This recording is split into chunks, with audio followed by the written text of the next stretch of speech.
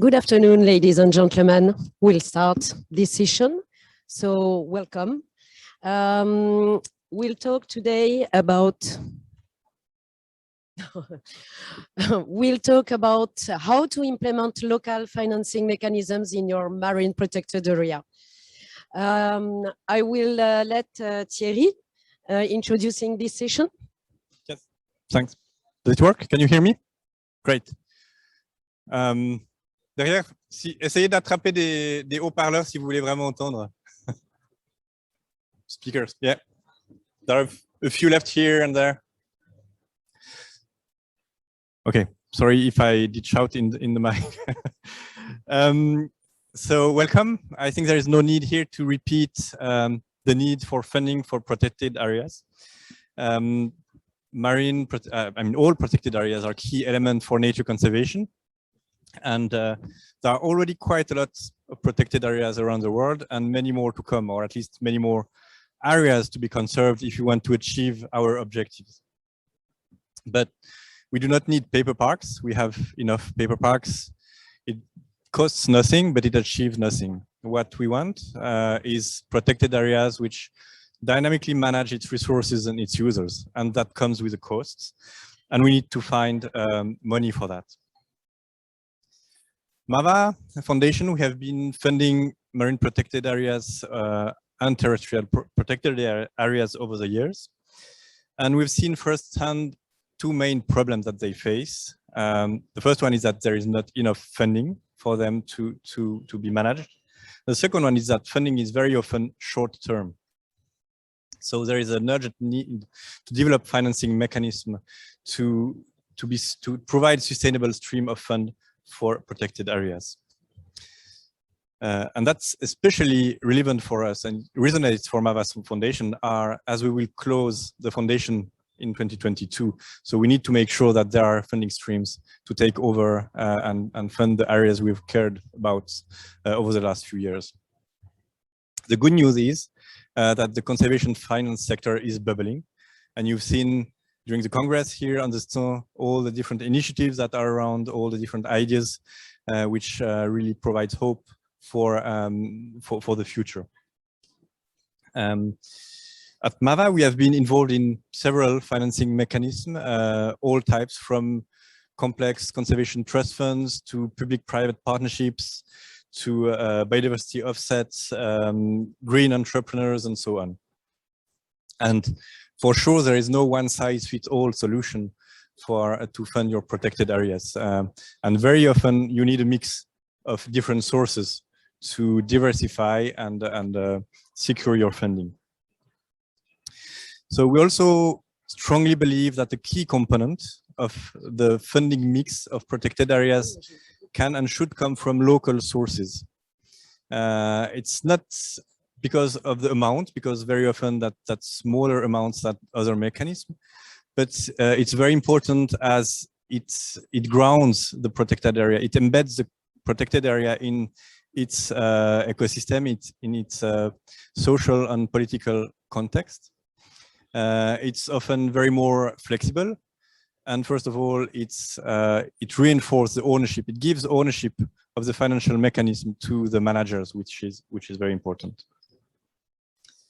So when we wanted to explore at MAVA what kind of local financial mechanisms can be developed for the areas we cared, we heard and we faced two challenges.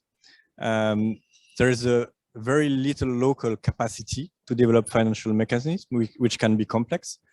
And there are very few examples that can be replicated widely and scaled up. But we also see that even if it's true, it should not be a blockage. There are ways to go around that.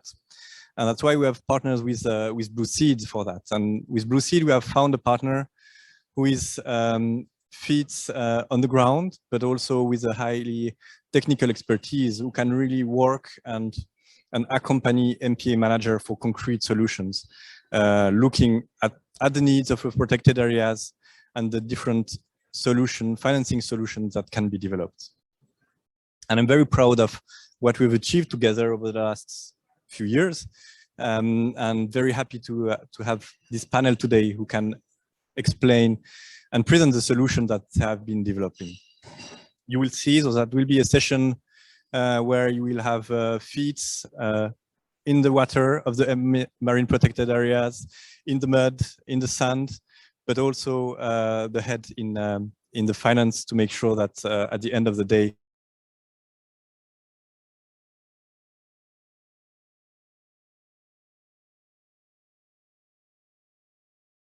Thank you very much, Thierry, for this introduction. So I won't repeat. I won't talk again about the financing gap. We all know that there is an urgent need to fill this financing gap, and there are different kind of financial mechanisms to reach this objective.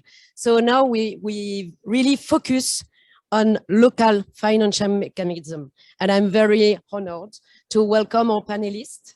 So we have with us Manel Ben Ismail from a Tunisian NGO, Notre Grand Bleu, Marina Gomei from WWF, Sandro Dujmovic from Briani Natural Park, Guillaume Leport from Blueseeds, and Fernando Iglesias, working at Blueseeds as well.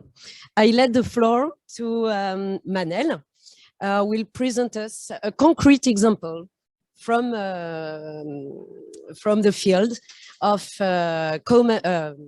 local financing mechanism. Thank you. Okay. First, I want to wish you welcome, everyone here. Here we speak about the co-management. The axis of intervention of the Notre Grand Bleu is co-management of MPA Kuret Island. We do a lot of things on environment education, on a participatory approach, and in scientific research, as we are a scientific and economic and ecological NGO. But here I will speak about more the management of the MPA. All these activities usually are related to projects. But for us, we need something about sustainable development. And if we speak about the co-management of the MPA, we have resources that already we are using all the resources. But we should think about the objective that related to the ODD and the actions that are management, protection, and restoration. And to have a real sustainable development, we have to think about sustainable management. But here, what's the problem? The problem is the sustainable financement mechanism, because usually we have determined projects, so it's for a short time, but we want that all the activities done, it should be sustainable. So for that, with the work, first it was with Vertigo Lab and CUPF that support us, and after with Blueseeds and MAVA, we start to work on business plan. Today, we know how to prepare our business plan. And for that, we think about, before we used to do things, but we never thought about how much it costs, because we do it volunteering or in another way. But after we said, okay, what after MAVA, what after the project, we need something sustainable for the MPA. And at that moment, with Blueseeds, we talk about the activities that can bring us some sustainable financement, like the ecological mooring that we already put in the site on the MPA for the ecological operator. Some activities that now we are offering them for free for the visitors, like the kayaking, visiting the center of awareness. But also now we have a big project that is the International Center for Ecological Training, the Eco Hub, that can be a real financement mechanism in a sustainable way. And we did a plan for 10 years. Even first we thought that it only will be for 5 years, but we did it for 10 years, and we already have some funds from MAVA and other donors to create this center, and for sure it will be a good part for us Now we are working 11 person in the NGO, in the association, and it will be an opportunity also to be a sustainable way for the MPA. And thank you. Thank you very much, Manel, for sharing your story and your experience. Just to remind that this NGO is one of the first working on co-management process Yes. in an MPA in the Med. So there's a great experience behind. Yes. But tell us, how do you use, in fact, the financial strategy? What kind of mechanisms do you think you're going to implement for a self-financing? Okay. In fact, for example, for the co-management, of course, the governmental part will not cover our the NGO activities, but it will help us in another way. But for us, we need to have this. For example, we succeed to have to sign a charter for ecological pathway with the touristic operator, and they are today they have the will to pay for fees for the association, because they know that we are doing work for them and for the island and the MPA, and they know that it's in another way it will come back for their its economical gain. So they have this will. Even for the kayak that is offered now, they said, okay, we can do a partnership, and we can pay for this, and you can do another activity for the MPA that it can be it's suitable for everyone. That's a great work. Thank you very Thank much. you. Is there any question from the audience? Before I leave the floor to Guillaume, be careful because he talks a lot.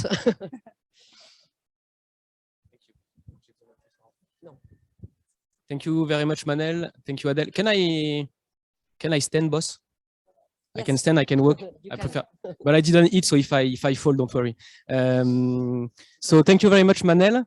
And now I'm going to talk to you a little bit about really our strategy in terms of helping MPAs implementing self-financing mechanism in their areas. So we realized at some point that working only as a consultant and providing a financing mechanism to an MPA and giving them the financing mechanism and then leave was not a good strategy on the long term, because the most important point was to really empower the MPA on how to use the money, how to develop the financing mechanism, how to develop a strategic financing, financing strategy, sorry. And so we decided to work on two main points. First, we developed a guide on financing mechanism that you can find here. We have some copies available.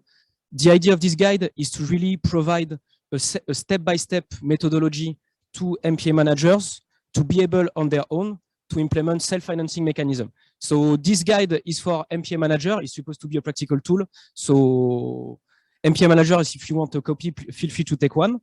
And the idea of this guide is to provide, as I said, this really step-by-step methodology to show the MPA manager how to implement a specific self-financing mechanism and what are the different steps to go through to implement the self-financing mechanism.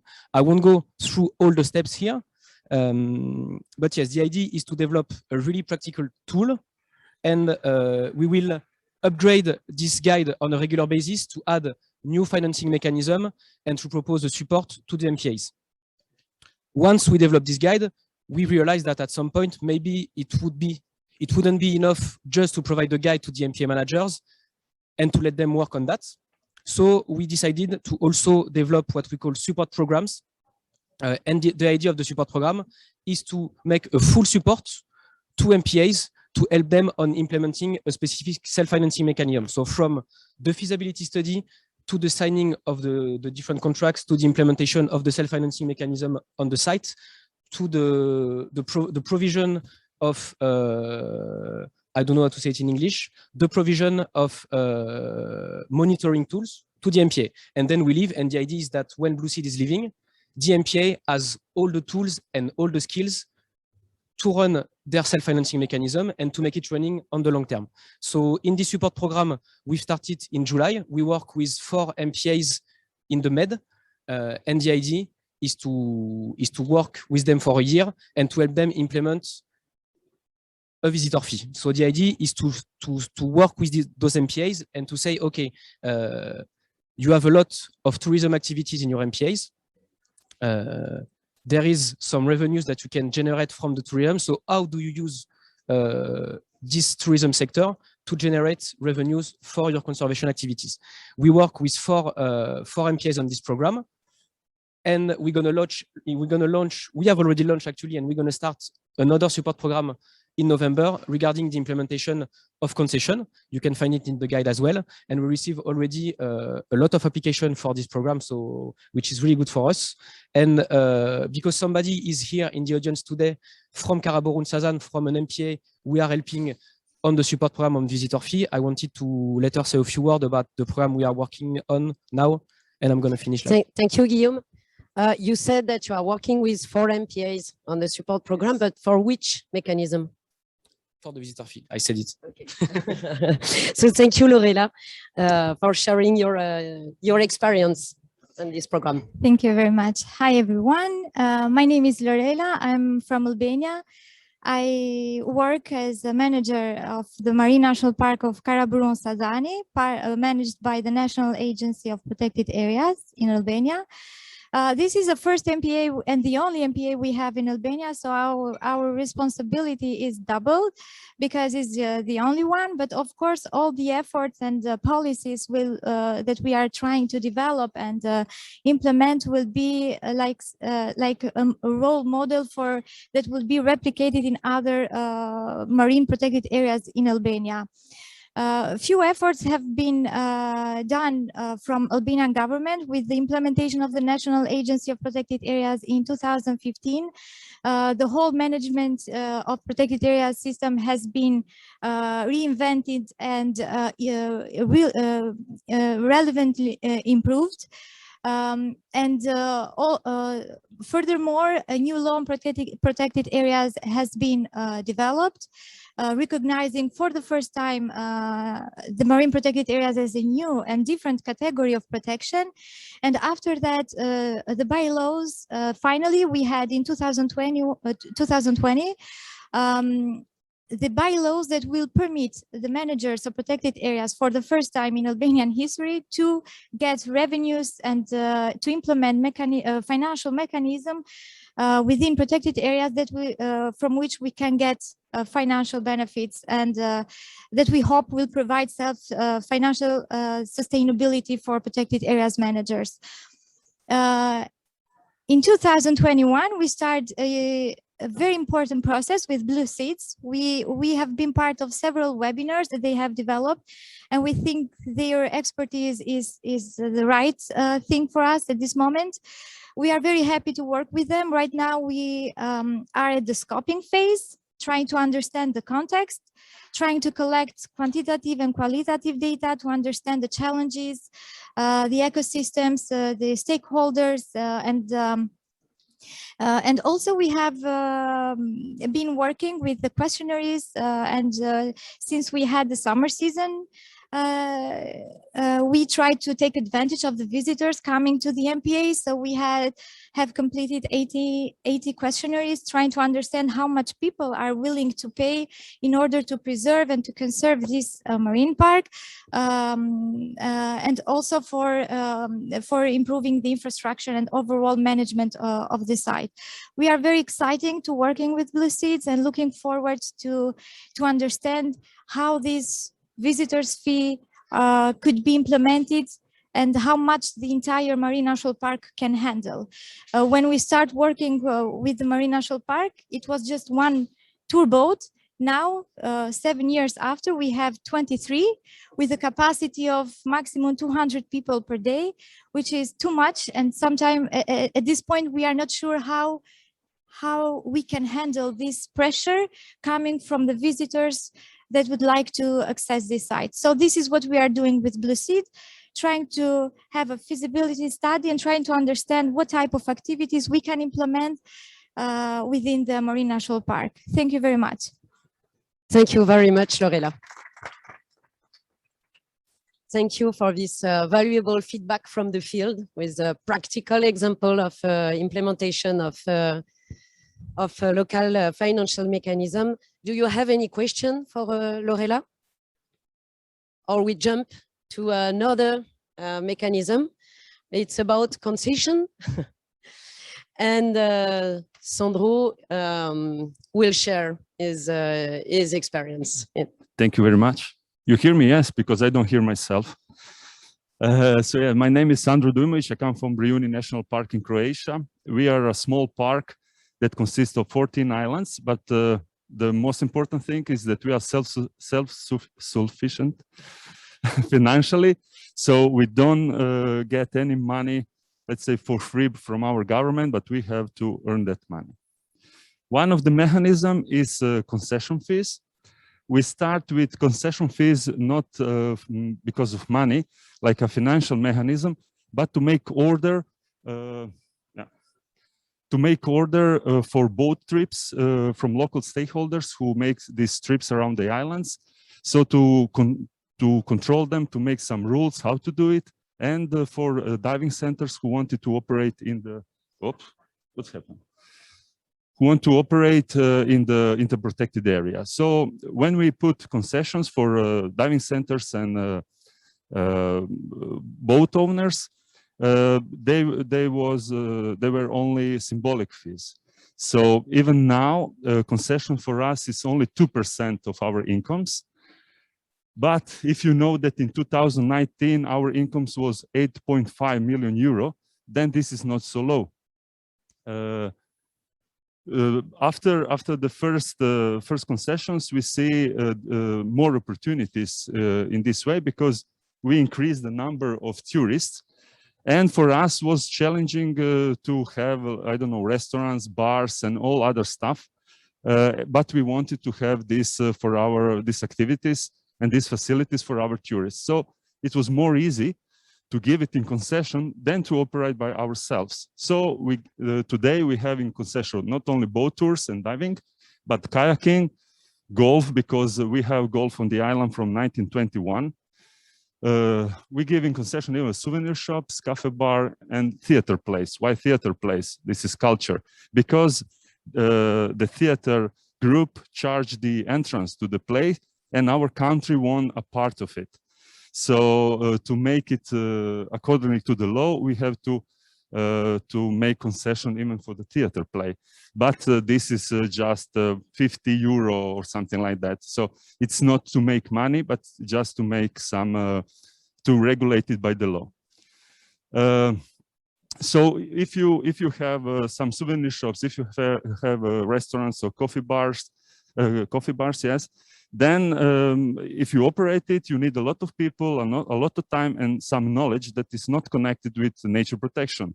So it's more easy to make a call and to give it in concession. We do it in that way that we establish a minimal price, and then people who are interested in it, they bid for that place, for that bar, for example. For us, more easy in this way. We don't have to concern about it, and we give it for a short period of time, so we can monitor if something's wrong. We can stop after 5 years or after 3 years, some of them, and we can change some rules. And that's the most challenging thing, to make the concession agreement. What to put inside, what will be, how long will last, what will be the price, how to deal with concessionaires, and etc., etc. So all these rules should be in the contract, and if the contract is made good, then everyone know what they can do or what can not, and it's more easy to operate. Even other protected areas in Croatia start to give concessions, but then some stakeholders start to complain, and so our government helped us by making a legal act where all the concessions are defined. So now it's even more easy. That act exists 3 or 5 years ago, from 3 or 5 years ago. So now it's even more easy for us to make concessions. We are not anymore in the gray zone, but it's completely legal and more easy for MPA and protected area management. Yes, that's more or less everything what I have to say. If you have some questions. Thank you, Sandro. Thank you very much. Any question for Sandro? Yes. Hello. You are saying that you are not taking money from the government, but are you giving money to the government? Oh, yes. Okay. The government wants 3% of all our earnings, but it's a good mechanism because we establish a foundation for protected areas. So every protected area in Croatia have to give 3% of the earnings, and then that money it's reinvested in protected areas when they need for projects or something like that, because you know, if you have a project, it's never 100% covered. So there are a lot of protected areas that cannot make money out of the area. So then we give this money to them to cover the gap, the financial gap. And the second question, what about the waste management in your area? How is related this with the government of the municipality, maybe in charge of the area? Waste management. Waste management, it's by the municipality. So as you we are are not giving money to the municipality. Yeah, we have to pay that. Yeah, but this is like a bill, like for the house, you know, a bill came, you have to pay it, So and you are like acting as a electricity, company. water, Yes, and understood. everything else. But it's complex because we are on the island, so it's a completely different story, very complicated. For this I am asking. For this I am asking because you have islands and the waste management is very difficult. Yeah, and it's a big problem. I mean, it's not a big problem. It's just a huge work to do.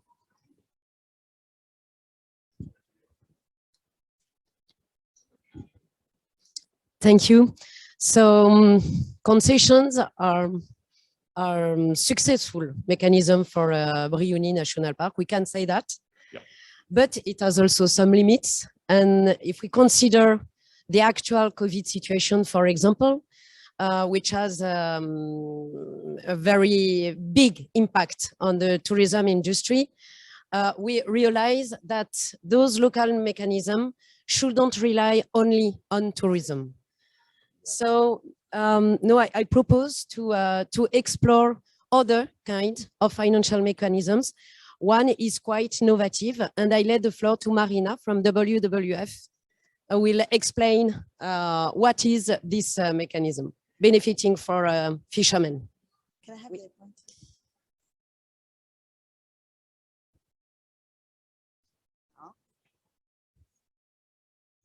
Doesn't talk? Like this? Yeah. But do I have to point Kumar? there? Okay. We have a problem. Okay. Technology Thanks. is now solved. Can I stay here? Yes. Okay. Can you hear me? Okay. So yeah, this is an important point, the diversification of the financing mechanism, but also the diversification of how marine protected areas should access to different source of funding and also to different source of public funding. So in WWF, we partnered with Blueseeds for a project funded by MAVA, which is called a pre-financing facility to catalyze sustainable small-scale fisheries in the Mediterranean. Why? Because in marine protected areas and also outside marine protected areas, fishers, small-scale fishers can have access to funds to implement sustainable fisheries, including no-take zones or other tools that can apply to marine protected areas. But those funds are very complicated to access. So we run in WWF a survey with around 80 fishery communities, and we understood, and also with the direct experience, we know that the three main problems are the lack of upfront capital, because you have to advance money to have to access to those European funds. In this case, the European fishery funds. And then there is also the problems to access to bank credits, for example, to have this money in advance. And in general, there is a strong need for, for having skills to develop proposals that can apply to all the different rules. I don't know how to font this. Okay, maybe the mechanical, with the hands, maybe it's not good. Okay, so the project is led by the WWF Mediterranean Marine Initiative and co-implemented with Blueseeds. So the innovative idea is to develop a concept and assess the feasibility of a pre-financing facility to have the fishers, the communities, to access to those funds. How? So we launched a call for proposal to be included in this testing phase. So that we can really understand how to scale up this mechanism. And the call for proposal allow the eligible fishery community to access to upfront capital to then develop the proposal to EMFF, and then to have the technical assistance to prepare the request of fund. So we received the request for more than 1 million of euros that were, much more than what we could, of course, deliver. But this means that there is a need, there is a request, and there is a demand for this type of approach. The selection phase has been completed recently, and we are going to develop the process for 42 proposals. And then during this period, we can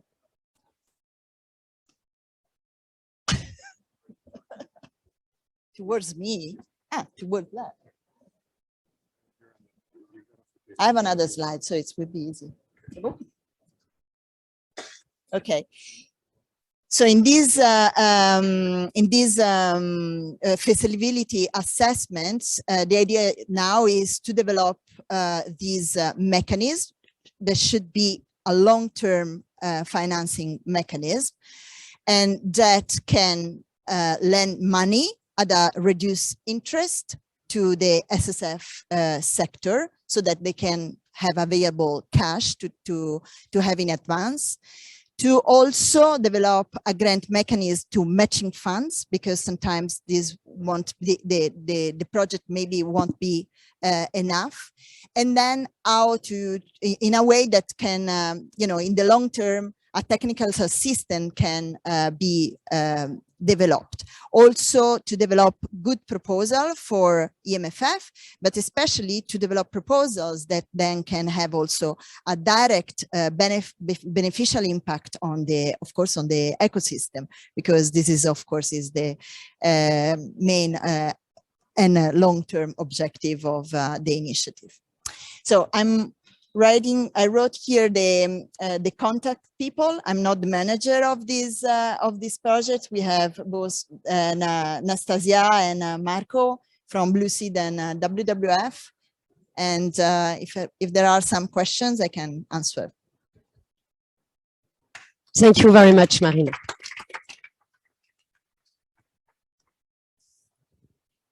Any question?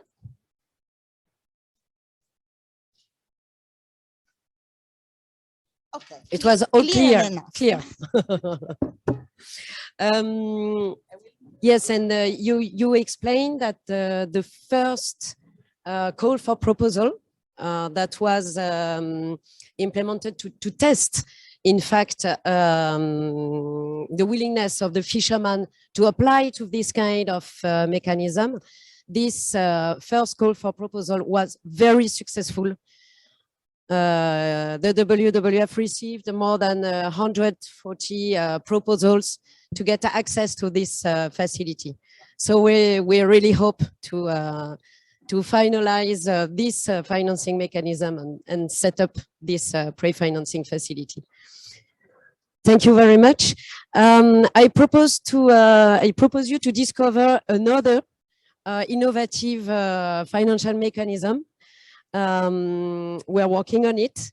Fernando will explain you what it is. It's about the blue carbon. So it's quite innovative, technically complicated, but Fernando is very good at explaining clearly this mechanism.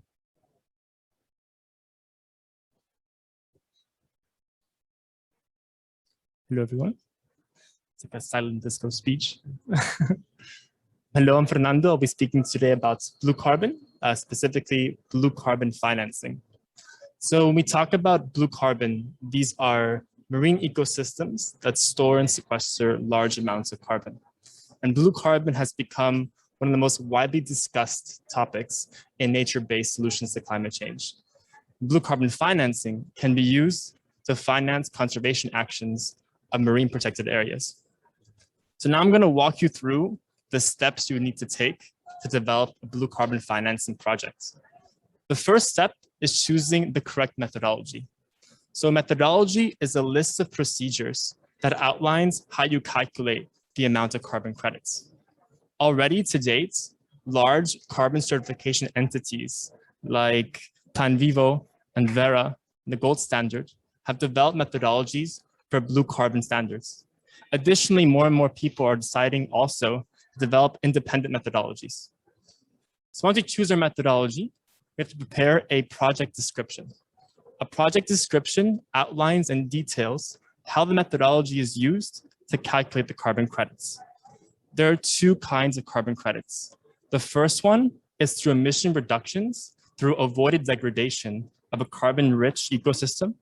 And the second is through additional carbon storage through restoration activities. After the project proponent writes the project description, it must then be validated. So the process of validation is when a certifying entity reviews the description and ensures methodology was used correctly. After validation is verification. Usually this requires an on-site visit by a third-party auditor to verify the project activities are indeed occurring and that project activity does do the emission reduction or the additional storage that's outlined in the project description. So once your project is validated and verified, then you're issued carbon credits. Now comes the part of selling them. So there are two carbon markets, the compliance market and the voluntary market. The compliance market is the state-mandated markets where regulated industries can trade quotas or offset their emissions. The voluntary market, as the name suggests, is when individuals, organizations, or businesses voluntarily buy carbon credits to offset their emissions or otherwise. So despite the potential for blue carbon financing, there are some obstacles, and I don't have the machine to change the slide. Voila, okay, thank you. So the first obstacle is the price of carbon is quite low. I didn't mention before, but most of the blue carbon credits right now are exclusively sold in the voluntary market. The average price of carbon per ton of CO2 on the voluntary market is $4 US. If you look at the compliance market, the European Union market just earlier this year hit about €60 per ton of CO2. The second obstacle is that the methodologies are quite complex. I mean, you saw the list I just described. They're quite complex, and MPAs, especially smaller ones, just don't have the resources or data to complete the methodology. The third, as with any conservation project, are social barriers. Getting all the stakeholders affected on board to collaborate on a project can be quite difficult. But work is still ongoing. The price of carbon has been increasing. Additionally, more and more research has been looking into and further proving that how much carbon is stored in blue carbon ecosystems. And there's actually more and more work now to develop more methodologies that are simpler. Additionally, the blue carbon space has been expanding beyond the traditional mangroves, seagrass, and tidal salt marshes, and including things like oyster beds, seaweed farming, and the seabed itself. And lastly, as blue carbon financing comes online, I think there's a potential not only to create revenues for parks, but also communities. I think this could lead to further collaboration and ease some of the social barriers. And lastly, I hope hopefully in the future, we can have more simple and robust methodologies that MPAs that cover various ecosystems can utilize to sell carbon credits at the true social cost of carbon to finance their conservation needs. Thank you.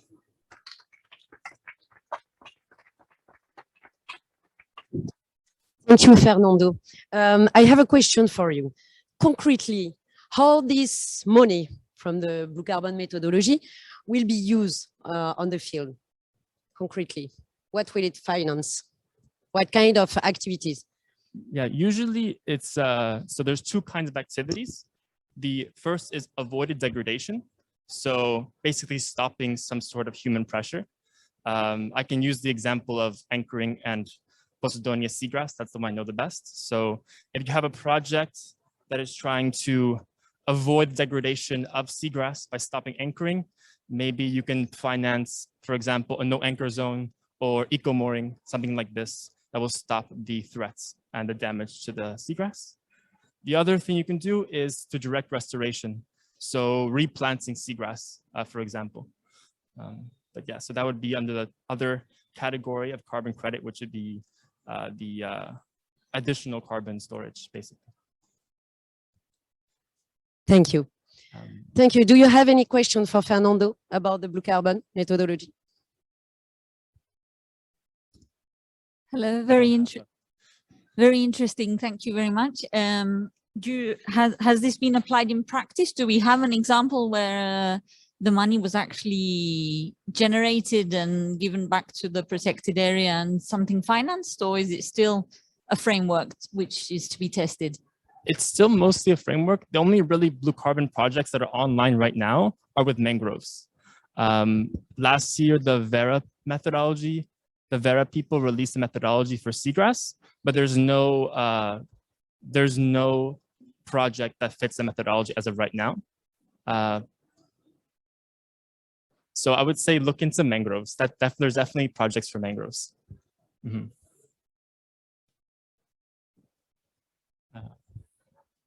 I think I have to start. Thank you, Fernando. Very interesting and very clear.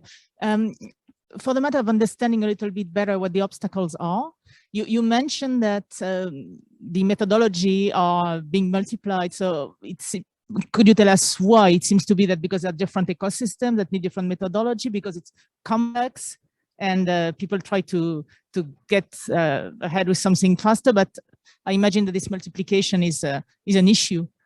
So could you tell us a little bit more about it? You're asking about why the methodologies are complex. I'm asking which problem can this multiplication of methodology pose to advancing the implementation of the mechanism? I'm not quite sure I understand your question. Sorry. I'll try to have an answer. Sorry, Fernando. I'm director of Blueseeds, and I've been working with Fernando on the specific subject of blue carbon. And basically, yeah, over the past months, we've been working intensively on those methodologies, especially the one Fernando is mentioning, which is the Vera methodology, and ancient VCS. And we basically, to speak truly, we realized the methodology is not applicable really to seagrass. It's okay for mangrove. Anything that is above the air, above the water is okay. But if it's in the water, it's very difficult to apply. It's precisely vague, or to quote Fernando, or vaguely precise, let's say, in terms of methodology. But so we found out that there could be an alternative at the regional scale for Posidonia, which we are working on.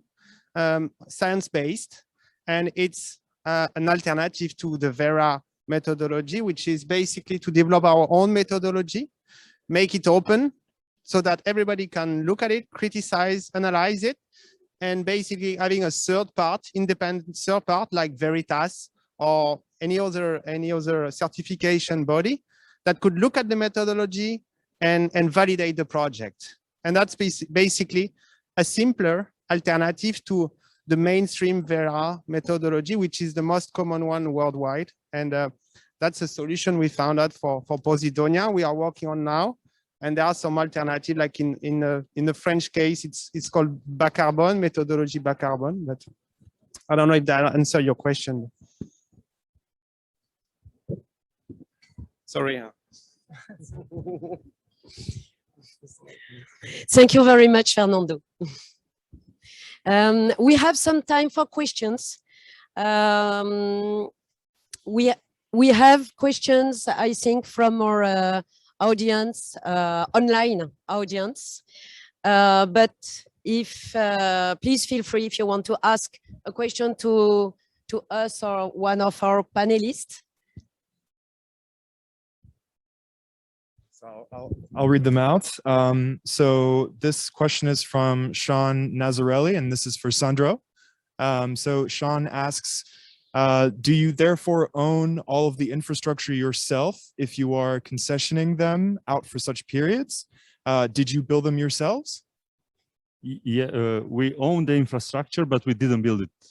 So the history of Briuni, of our national park, it's long and complex, but the main point is that everything on the island, it's 100% owned by the government. And we are settled by the government to run all these facilities. So we can do concessions on all the facilities and on all the objects and everything. So yes, this is something easy for us. We are not the owners. The owner is the government, but the state, but we run it. So great, thank you. Unfortunately, Sean is unable to respond in live, but thank you so much for your answer. Now I have a few more questions from the online audience, but we can also pass to anyone in the live audience. Yeah, I'm Gendy Cremina from Albania, and I will stay with Sandro with the concession.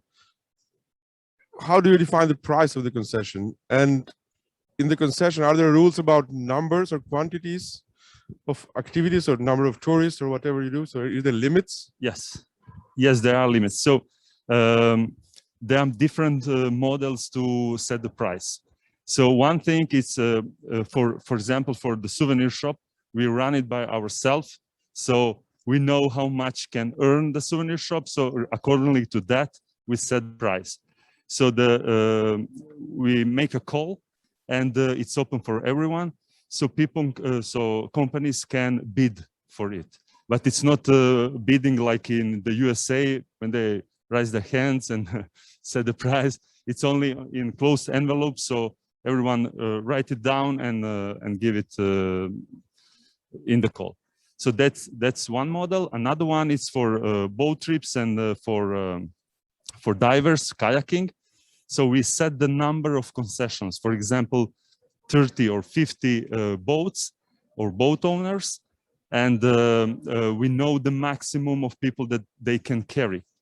So we set 50 boat owners, and they apply the price is it's not high. It's something like one round trip when the boat is full. So it's really symbolic.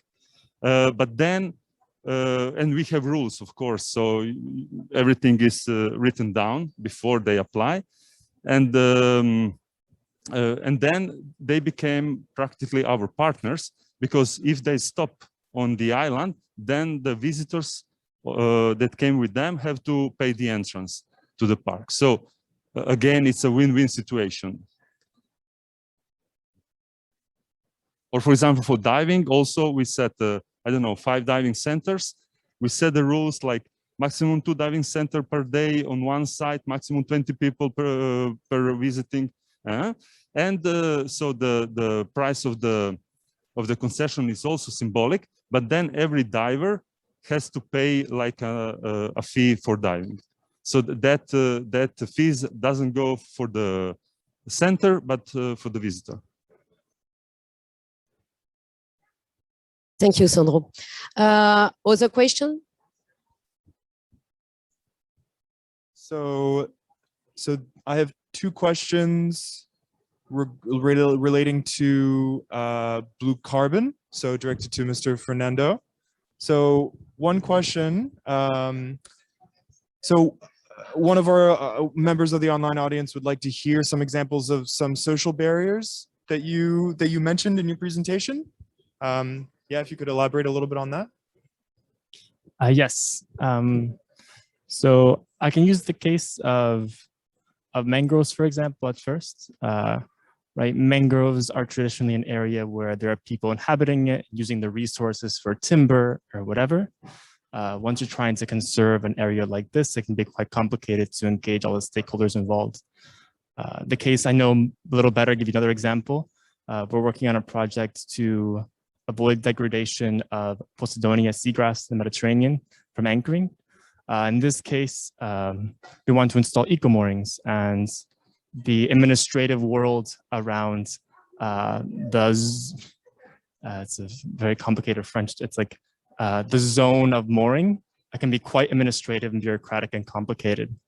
So even installing the eco-mooring itself can be really, really burdensome and complex to manage, like just the bureaucracy and all the stakeholders and people involved. Thank you, Fernando. A last question?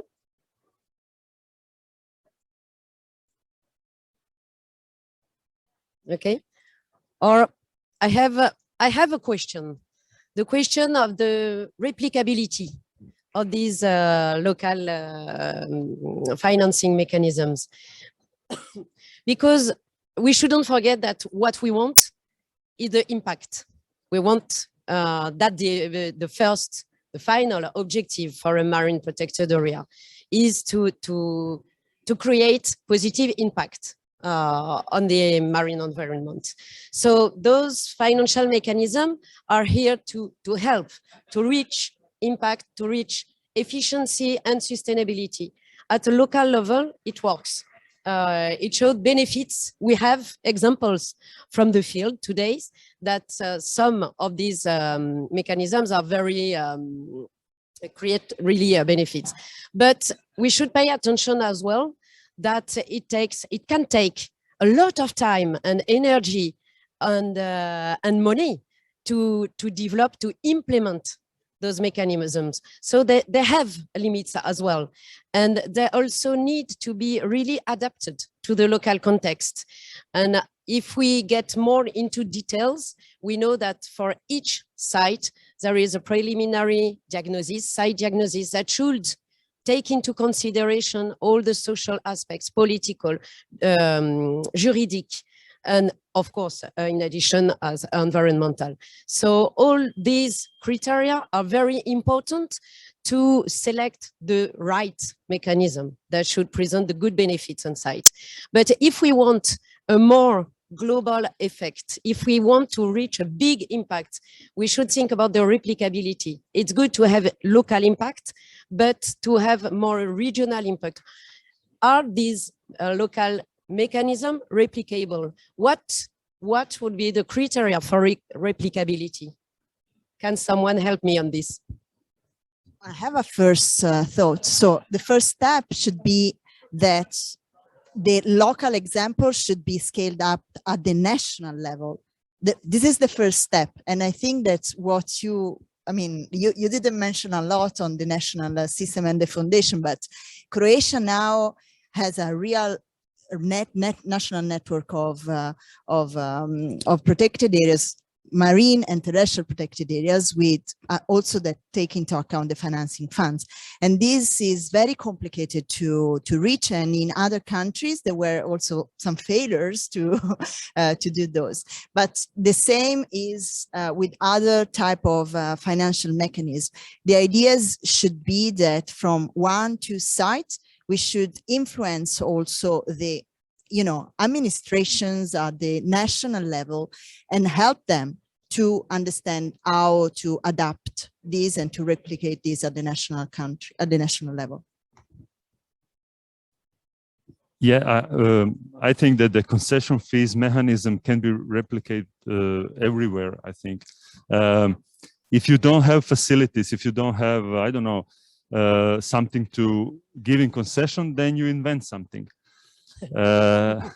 Yeah, it doesn't have to be always money on the first place. For us, it was for the first place to manage, to make some rules, to make some order on the field. After that came money.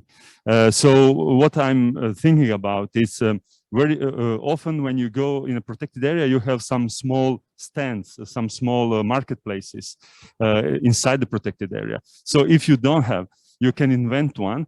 I'm sure that you have in the protected area or close to the protected area, you have some agricultural sites, people who can sell their own product to tourists, to visitors there. So we have in Croatia some examples that protected areas made the stands, so they are like here all visually very nice and equal. They are not different, so it's good to see something regulated. They have the logo of the park, so the customer know that they are controlled. They can trust to the product and to the seller. And then you make them pay, of course. It doesn't have to be a big price. It's just to do something for the local community. So anyway, it's a win-win, I think, situation, and anyone can adopt this methodology. Thank you very much. We will finish on these words. So thank you very much for each of you to have joined us and feed this session with your valuable experience and field actions. Thank you for the audience and the online audience as well. Thank you.